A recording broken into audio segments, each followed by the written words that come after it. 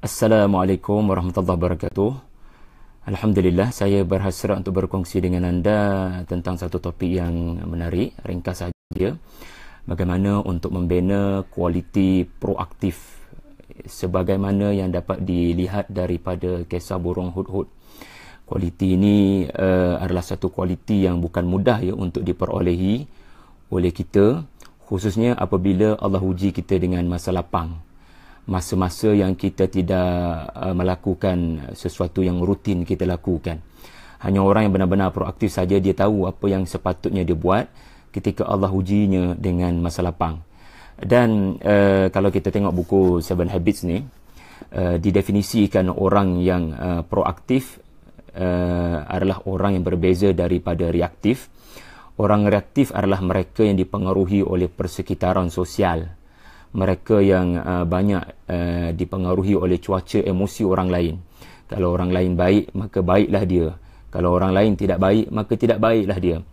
Orang yang reaktif adalah orang yang didorong oleh perasaan dan keadaan-keadaan yang berlaku di luar. Sedangkan orang yang proaktif adalah orang yang didorong oleh nilai daripada dalam.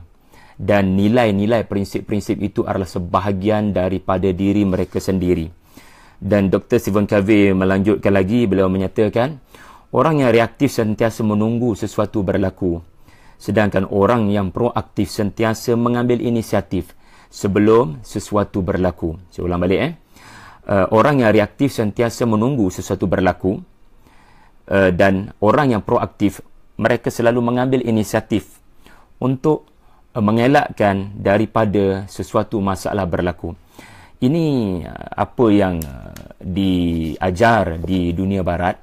Tetapi 1400 tahun dahulu, saya tercengang dengan kisah hudhud di dalam surah An-Naml, di mana satu perkara yang kita perlu terima hakikat bahawasanya burung hudhud telah melaporkan sesuatu yang sangat terperinci. Burung hudhud telah melaporkan sesuatu yang menyebabkan Nabi Allah Sulaiman tercengang, sehingga Nabi Sulaiman tidak memberikan respon. Selain Nabi Sulaiman mendengar dengan sangat teliti. Bahkan hudhud dengan beraninya menyatakan ahattu bima lam tuhit bihi waji'tuka min saba'in binaba'in yaqin. Aku datang kepada kamu wahai Sulaiman, tuanku sultan, dengan satu pengetahuan, dengan satu berita yang ahattu, yang benar-benar aku telah tengok dari segenap sudut. Aku telah melihat dari atas, bawah, kiri, kanan. Aku telah cover semua area kerajaan Sabak ini. Dan berita ini adalah berita yang benar-benar meyakinkan. Tidak ada satu ruang, satu inci pun tanah Sabak itu kecuali semuanya dalam maklumat aku. Dan aku ingin mengumumkan kepada kamu apa yang sedang berlaku kepada empire kerajaan tersebut. Yang itu kita baca sendiri. Tetapi apa yang menakjubkan? Ungkapan, berita, laporan yang terperinci dibentangkan oleh hudhud dan Allah Subhanahu Wa Taala merakamkannya. Ia adalah suatu laporan hasil daripada satu bentuk tugasan yang dilakukan oleh hudhud tanpa diperintahkan oleh Nabi Sulaiman. Saya ulang balik. Tanpa diperintahkan oleh Nabi Sulaiman. Nabi Sulaiman tidak mengarahkan pun burung hudhud ini untuk pergi ke Sabak. Dan jauh sekali daripada untuk mendapatkan laporan yang terperinci. Ahattu artinya tidak ada satu ruang pun kecuali sudah dilihat, dipantau, diperhatikan dengan teliti oleh binatang ini.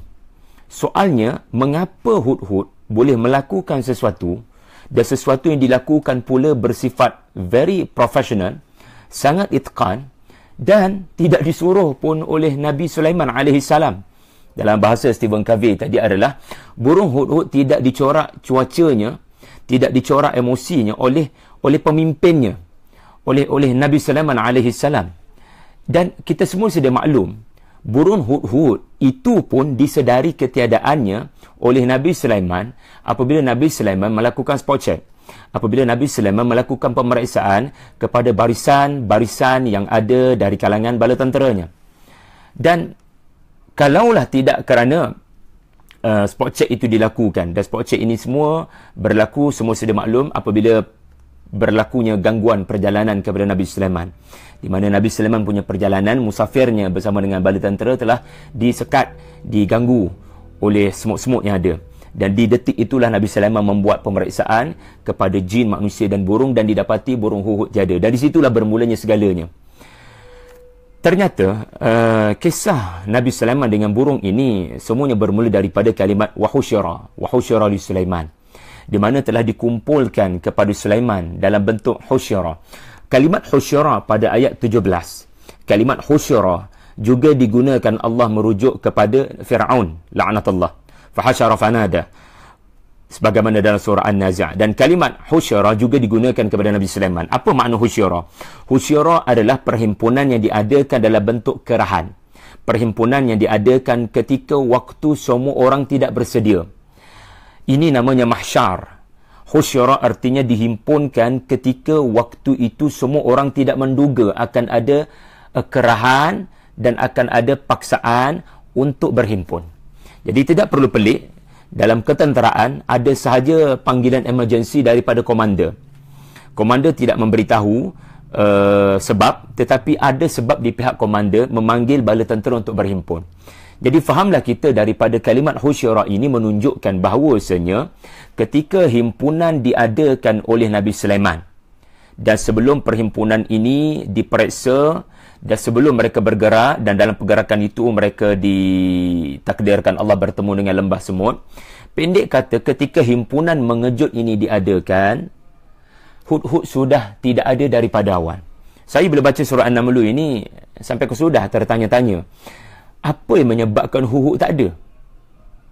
Apa yang menyebabkan Hud-Hud ketika diperiksa dia tidak ada dalam pemeriksaan tersebut? Bahkan kalau berdasarkan perkataan husyara, sejak daripada awal lagi ketika Nabi Sulaiman melakukan husyara, melakukan mesyuarat tergempar, melakukan pemeriksaan tergempar, melakukan perhimpunan tergempar, Hud sudah tidak ada.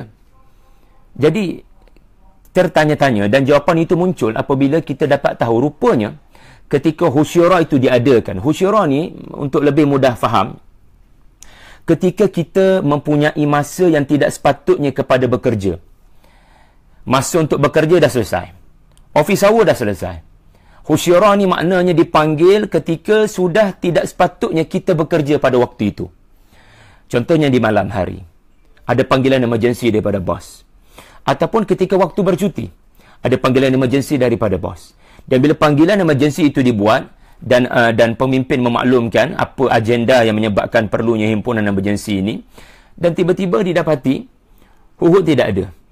Rupa-rupanya Hud sejak daripada awal lagi, perhimpunan yang tidak disangka ini, dia sudah tidak ada daripada awal. So Hud telah melakukan satu kerja yang tidak disuruh pun oleh Nabi Allah Sulaiman AS, iaitulah pergi kepada kerajaan Sabah. Hud tidak boleh didapati bersalah kerana Hud tidak mengetahui mesyuarat ini. Hud dia ada office hour-nya. Tetapi kalaulah himpunan ini diadakan secara husyara, maknanya himpunan ini diadakan ketika semua orang sedang melakukan perkara yang bukan lagi rutin. Perkara yang mungkin boleh kita katakan sedang berehat bersama dengan keluarga atau sedang bercuti. Tiba-tiba ada kerahan, semua bala tentera kena datang segera. Nabi Sulaiman mengarahkan himpunan emergency. Hud tidak boleh disalahkan kerana ini adalah perhimpunan yang di luar daripada pengetahuannya. Pendek kata, di luar daripada office hour. Tetapi menakjubkan, ketika bercuti, ketika orang lain sedang berehat, Hud mengetahui masa lapang yang dia perolehi ini, dia perlu melakukan sesuatu yang tidak dilakukan oleh orang-orang yang bercuti, yang tidak dilakukan oleh orang-orang yang berehat, iaitulah dia ada satu nilai daripada dalam, yang ni yang saya sebutkan tadi, proaktif. Dia disebut dalam bahasa Al-Quran sifat ihsan. Anda bekerja bukan kerana orang, anda bekerja kerana anda yakin Allah melihat anda. Jadi kerana prinsip pengabdiannya kepada Allah menyebabkan dia bergerak pergi kepada kerajaan Sabah. Walaupun Allah Subhanahu Wa Taala tidak menyebut kehilangan burung Hud daripada detik awal, tetapi dengan hanya menggunakan kalimat husyara, maka kita faham himpunan ini himpunan yang diadakan di luar daripada pengetahuan burung Hud.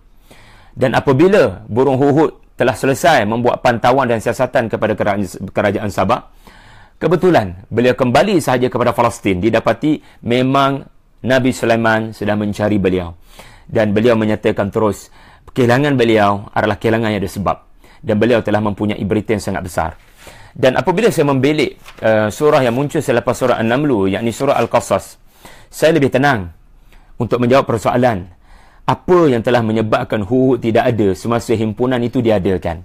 Iaitulah, ia membawa kita kepada kisah Nabi Musa AS pada ayat yang panjang, ayat yang ke-15. di mana Musa alaihi salam mempunyai karakter hudhud, atau hudhud mempunyai karakter Nabi Musa alaihi salam.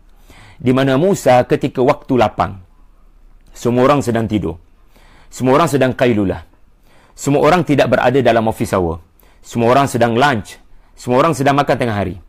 Tetapi Musa yang beramanah dengan office hour, Musa tidak menjadikan office hour untuk dia melakukan kerja-kerja yang pada pandangannya adalah kepentingan dia, selari dengan prinsipnya. Kalau dia diamanahkan untuk menjaga istana Firaun, dia akan jaga dengan baik. Beliau seorang mukmin. Tetapi seorang mukmin mesti memelihara amanah walaupun berkhidmat kepada kerajaan non-Muslim, bahkan kerajaan yang mengaku Tuhan.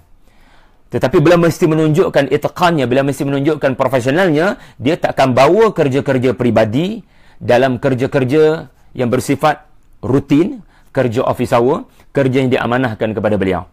So Musa tidak membawa agenda peribadi dalam agenda kerja beliau. Tetapi apabila berlakunya waktu rehat, Allah Subhanahu wa taala merakamkan dengan hanya 3 kalimah sahaja, wa dakhalal madinah ala ghaflatin, ala hina ghaflatin, di mana Musa telah meninggalkan istananya dan telah memasuki perkampungan, telah memasuki bandar, di mana di bandar ini beliau melakukan atas inisiatif. Hanya yang disebut oleh Stephen Covey. Stephen Covey menyebut satu perkataan, orang proaktif adalah orang yang mengambil inisiatif. Dia mengambil inisiatif tidak dipengaruhi oleh cuaca emosi sesiapa. Bahkan beliau sendiri memikirkan kerana perkara ini selari dengan prinsip beliau yang tidak mahu melihat ada orang dizalimi dari kalangan sesiapa, sama ada Bani Israel ataupun Madian. Kalau ada orang dizalimi, beliau akan mencegah. Dan ini tidak perlu disuruh oleh sesiapa. Bahkan sebaliknya, Firaun adalah raja yang menaja kezaliman. Jadi beliau tidak mengikut arus perdana. Musa kalau ikut arus perdana, beliau lebih layak untuk mengambil zon selesa. Ketika orang lain berehat, beliau berehat. Dan ketika orang lain menzalim, beliau pun menzalimi. Sebab beliau adalah seorang kenamaan di dalam kerajaan Firaun. Walamma balagha ashuddahu wastawa atainahu hukman wa ilma. Ada kalimat wastawa di situ. Allah beri kepada Musa kelebihan. So beliau boleh menggunakan kelebihan ini untuk bertindak zalim kepada sesiapa sahaja. Tetapi menakjubkan Musa, ketika orang lain sedang tidur, ketika orang lain sedang berehat, ala hina ghaflatin, beliau melakukan satu kerja-kerja yang disebut sebagai kerja-kerja NGO ini, kerja-kerja kesukarelawanan ini, tidak disuruh oleh sesiapa. Beliau masuk ke dalam bandar dan akhirnya Allah rakamkan beliau telah bertindak. Beliau melihat kezaliman dan beliau telah bertindak untuk mencegah kezaliman tersebut. Dan peristiwa itu mempunyai rantaian yang panjang menyebabkan baginda akhirnya meninggalkan kerajaan Mesir yang zalim. Jadi Musa alaihi salam, ketika orang lain meninggalkan rutin, beliau melakukan kerja-kerja kebajikan yang selari dengan prinsip agama. Hudhud, ketika orang lain sedang berehat, ketika orang lain sedang melakukan sesuatu yang tidak lagi rutin, beliau, yakni Hudhud, kekal dalam agenda core business beliau, iaitu mencari kerajaan mana yang syirik kepada Allah. Dan Musa mencari siapa yang melakukan kezaliman. Ini antara keindahan babak Hudhud di dalam surah Al-Qasas dengan babak Nabi Musa di dalam babak Hudhud dalam surah An-Naml dengan babak Nabi Sulaiman di dalam surah Al-Qasas. Dan menakjubkan, di penghujung surah Al-Qasas Allah menampilkan watak yang sebaliknya, iaitu mereka yang melakukan sesuatu kerana nak menunjuk-nunjuk kepada orang lain. Ini tidak lagi ihsan. Ini tidak lagi mempunyai kualiti ihsan, kerana dia melakukan sesuatu hanya untuk menunjuk-nunjuk kepada bos. Dia melakukan sesuatu hanya untuk menunjuk-nunjuk kepada rakyat jelata. Dia melakukan sesuatu hanya untuk menunjuk-nunjuk kepada kaumnya. Fakharaja ala qaumihi fi zinatihi. Iaitulah ayat 79 yang merujuk kepada Qarun. Subhanallah. Dia keluar kepada kaumnya dengan menunjukkan perhiasan yang ada kepadanya. Lalu Allah benamnya masuk ke dalam muka bumi. Jadi tuan-tuan, itu perkara yang indah kita pelajari daripada Hudhud. Mudah-mudahan kualiti proaktif ini, kualiti muhsinin ini, ya, kualiti proaktif yang ada pada Hudhud dan kualiti muhsinin yang ada pada Nabi Musa ini, kita boleh tanam masuk ke dalam diri kita. Dan mudah-mudahan kita bertindak di atas segala apa yang kita lakukan. Kita bertindak di atas prinsip, bukan kerana dipengaruhi oleh sesiapa. Allah Allah akan uji anda dengan masa lapang. Apa yang anda lakukan dalam masa lapang adalah perkara yang mestilah biasa lari dengan prinsip kita. Bukan kita hanya melakukan sesuatu yang rutin kita lakukan, tetapi kita kena tanya balik, apakah perkara yang rutin kita lakukan itu selari dengan prinsip agama yang Allah didik kita. Aku qauli hadza wa astaghfirullah li wa lakum. Assalamualaikum warahmatullahi wabarakatuh.